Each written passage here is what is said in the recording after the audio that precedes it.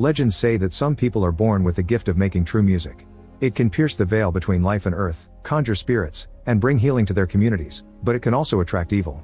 In Mississippi in 1932, Sammy enters the church in the middle of the Sunday service. He looks tired and has blood all over his clothes. Yedidia, who is the local priest and Sammy's father, starts praying for his son while Sammy has flashbacks of a terrifying creature. The man hugs Sammy as he says that he needs to stop playing the devil's music and repent, but Sammy just holds on tighter to his broken guitar while still remembering the monsters. This started a day ago. Twin brothers Smoke and Stack return home after spending years in the army and then in Chicago working for the mob. Thanks to the money they stole from gangsters, they buy an old sawmill building and its land from former Ku Klux Klan member Hogwood. The brothers warn Hogwood that if they see him or any of his clan buddies near their new property, they'll kill them on the spot. Hogwood laughs and assures them that the clan doesn't exist anymore. Meanwhile, Sammy finds his guitar in the church and Yedidia tells him he brought it there because he wants his son to help him with a sermon tomorrow. Yedidia makes him read a passage from the Bible to remind him not to fall for temptations, but Sammy wants to leave. He's finished working and now wants to rest. An angry Yedidia scolds his son for preferring to play music for drunkards rather than being with God and warns him that this will get the devil's attention. At that moment the twins come to pick Sammy up, revealing he's their cousin. The trio drives to the woods to find a truck that the twins hit earlier. There's a snake in the back but they quickly kill it with a knife. Then Smoke drives the truck to town and pays a young girl to keep an eye on it before going to the grocery store owned by his old friend Bo and his wife Grace. After a warm reunion, Smoke explains he and his brother will be opening a juke joint, so he wants the store to be their food providers and makes some signs. Suddenly Smoke hears the truck horn and comes out to find two guys trying to steal his alcohol stash. He immediately opens fire, hurting a guy in the butt and the other in the leg. The robbers quickly regret their actions when they see who the shooter is since everyone in town knows the twins' dangerous reputation. Meanwhile, Stack drives the car while giving Sammy dirty advice on how to please a woman. Sammy is more interested in learning how the twins' dad died, since he's now old enough to understand. Stack explains his dad was abusive and one day he knocked him out. When Stack woke up, Smoke was burning their father to death. Stack gives his dad's guitar to Sammy, who thanks him with a song. Eventually they make it to the train station, where Slim is playing the harmonica. Stack wants him to play at his joint but Slim refuses, saying he already has a gig. Noticing that he's an alcoholic, Stack changes his mind by offering him more money and all the Irish beer he can drink. Then Slim and Sammy play together while Stack tells the crowd about his joint opening tonight. He doesn't see his ex-girlfriend Mary watching from afar. After the performance, Sammy flirts with Pearline, who clarifies she's married. Since she's a singer, Sammy asks her to join the performance tonight. Mary approaches Stack to scold him for disappearing without a word and not sending flowers to her mother's funeral, considering her mom always took good care of the twins. Stack pretends not to care to keep her safe and she walks away. The trio leaves in the car and they see some prisoners working by the road. Slim recognizes them and admits to his new friends that he did some time in prison. Eventually they stop by the cotton fields to recruit Cornbread, who agrees to work as a bouncer. Back to Smoke, he visits his child's grave and leaves some flowers. He then talks to his ex-wife Annie and asks her to be the joint's cook even though Annie doesn't like his business idea. When she enters her house, it's revealed that she's been practicing hoodoo and sells remedies to the locals. After the latest clients leave, Smoke mentions how magic and ghosts don't exist. However, Annie says magic has been working for him because all these years she's been doing protection rituals to help the twins. She also realizes that Smoke still wears the mojo bag she made for him. Smoke admits he misses her and still loves her, so they end up getting dirty. In the afternoon, a burning Irish immigrant named Remick runs to the nearest cabin and asks for help, saying that the Choctaw tribe is trying to kill him. Joan and Bert point their guns at him as he falls to his knees, crying because the Choctaw took his wife. After noticing clan uniforms inside the house, he offers the couple some gold coins in exchange for their help. Moments later, a few Choctaw show up at the cabin to ask about Remick, saying he's very dangerous. Joan tells them she hasn't seen anybody and shuts the door on them. After the Choctaw leave, Joan looks for her husband and finds him unconscious on the ground with a huge wound on his neck while Remick is covered in his blood. Suddenly Bert wakes up and his eyes are different. It turns out Remick is a vampire and he attacked Bert to turn him. Joan screams in horror. That night the juke joint is opened and everyone is having a great time. Smoke gets angry when he finds out that Stack's letting people pay with plantation credits, pointing out that they've used most of their Chicago money and can't afford freebies. Stack and Annie convince him that if they're willing to bend the rules a bit, then the place will get popular and more people will come with actual money. When Mary tries to enter the joint, Cornbread blocks her way, but he lets her pass when he realizes she's an old childhood friend. As soon as Sammy sees her, he tries to kick her out because he knows his cousins don't want her there, but Mary ignores his warnings and drags him to the bar for a drink. He wonders why she's allowed to hang out here when she looks white, so she explains that her grandfather was half black. She also shares that her mother delivered the twins and nursed them like her own. The conversation is interrupted by Smoke, who says they sent lots of flowers to her mother while she was still alive. Smoke then alerts Stack, who tries to make Mary leave and even offers to pay her off. She refuses to take his money and an argument ensues. Stack ends up admitting he still loves her but won't be with her to protect her. He walks off while leaving her in tears. Slim has been playing the piano the whole night and now it's Sammy's turn to make his debut. Everyone loves it and soon they're dancing to the music. Sammy's talent is so powerful that spirits representing dancers and musicians from the past and the future join the party. After the performance, Sammy takes Pearline to a private room to get naughty. The music has also gotten the attention of Remick, Bert, and Joan, who is a vampire too now. When they try to go inside, Cornbread blocks them and soon the twins come over to see what's happening. Remick says they're just musicians looking for a place to play and they share a song, but the twins think it's not the kind of music for a juke joint. Then Remick offers to pay so the twins have to explain that they don't allow white people, causing the trio to leave.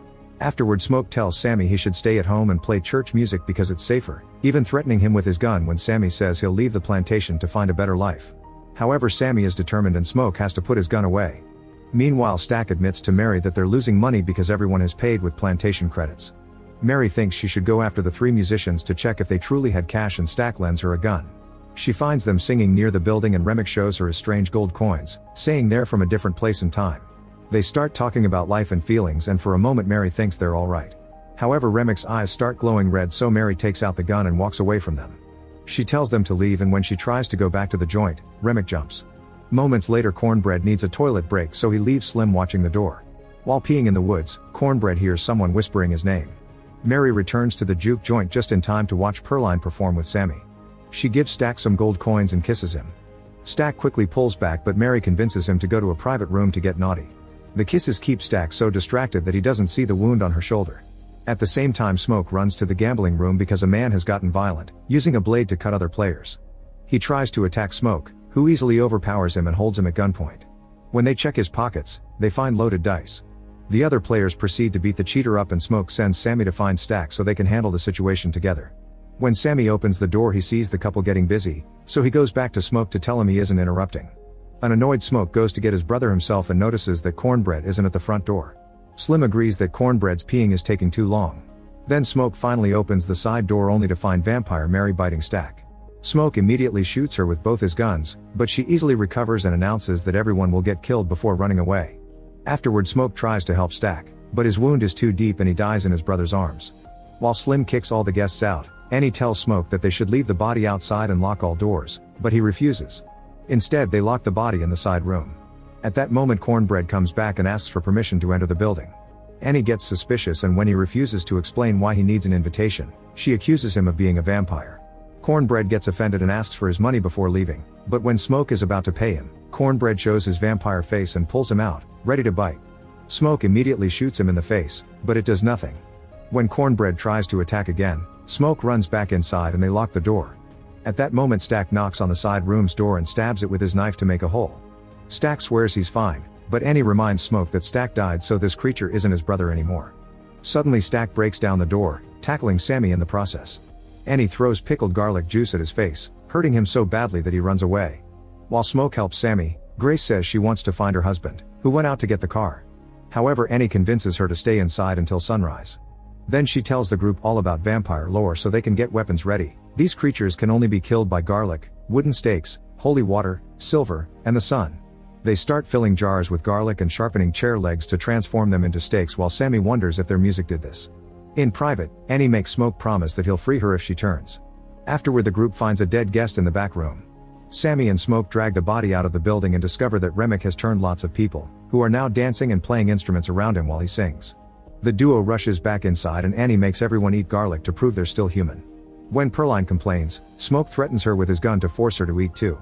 Slim eats the garlic and he has a strong reaction, but it's just all the alcohol he's drunk tonight. At that moment, a guest knocks on the door and asks to be let in. By the time Smoke opens the door, the guy is already being devoured by Cornbread.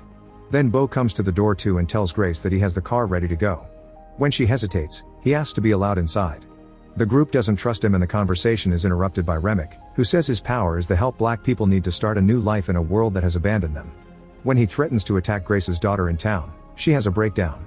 Remick also says he wants Sammy's talents to attract more vampires and claims he'll let the group live if Sammy comes with him, but Smoke doesn't let his cousin move. As more vampires approach the building, Remick reveals that Hogwood tricked the twins. It turns out the clan is still functioning and Hogwood sold that property so all the local black people would gather in one place for easier killing.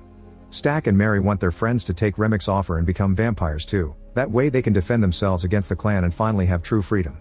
The group turns down the offer and closes the door, but Grace can't stop thinking about her daughter and an argument ensues on how to proceed. At that moment the vampires surround the building and start singing, causing Grace to go crazy over the thought of her daughter getting hurt. The others hold her back but it's too late, she yells to invite the vampires to come in. The group rushes to grab their weapons and when Remic comes inside Grace throws a torch at him, but he knocks it off. Then the vampires storm in and a huge battle ensues. Grace throws Beau against the flames and stabs him with a stake, but sadly the fire gets her too and she slowly burns to death. The friends work together to fight the vampires, killing them one by one with a combo of bullets and stakes while they keep each other safe. Unfortunately there are too many monsters and they move fast. Annie is bitten by Stack and when Smoke tries to help her, Remic brings him down. Pearline shoots Remic in the shoulder to push him off and Smoke rushes to Annie's side, however she's on the verge of death and reminds him of his promise. Smoke tells her he loves her before stabbing her with a stake to kill her and Mary and Stack still have enough humanity to be sad for her. Afterward the group runs upstairs while Slim stays behind as bait, so the vampires pile up on him to kill him. Remic appears at the upper door and sends everyone back inside, trying to get Sammy while Stack attacks his brother. Pearline tries stabbing Remic but he easily pushes her against a beam and bites her. Smoke manages to push Stack down and shoots at Remic to make him back off. Sammy tries to approach Pearline but she knows she'll transform soon and makes him leave. By jumping through the upper door, Sammy escapes the building but hurts his leg in the process. As he limps away, Remic jumps out of the building too and surprises him from behind.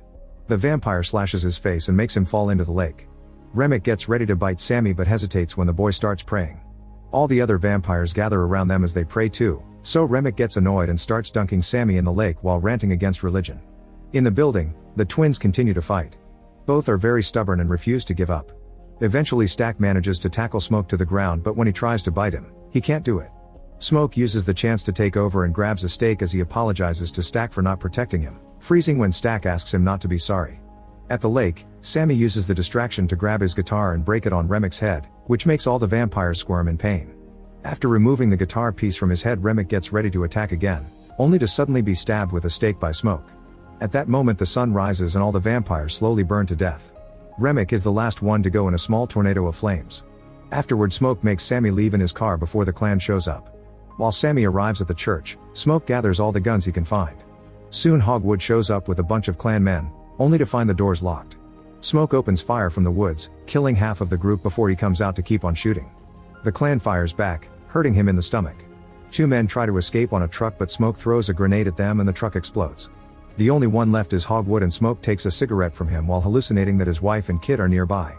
Then Hogwood offers some money, so Smoke shoots him to death. He dies at the same time and reunites with his family. At the church, Sammy refuses to drop his guitar. He tells his father he's not giving up music and leaves Mississippi to go north. Many years later, an elderly Sammy still plays in clubs. One night he's visited by Mary and Stack, who explains that Smoke couldn't kill them and let them go in exchange for never touching Sammy. The couple can tell Sammy doesn't have much time left and offer to turn him so he can keep making music. Sammy turns them down because he's had enough of the world, but he agrees to play one last song for them. He admits that the performance before the fight was the best day of his life and Stack agrees, saying it was the last time he saw the sun, the last time he spent with his brother, and the last time he felt free. Make sure to subscribe and turn on notifications so you can watch more videos like this. Thanks for watching.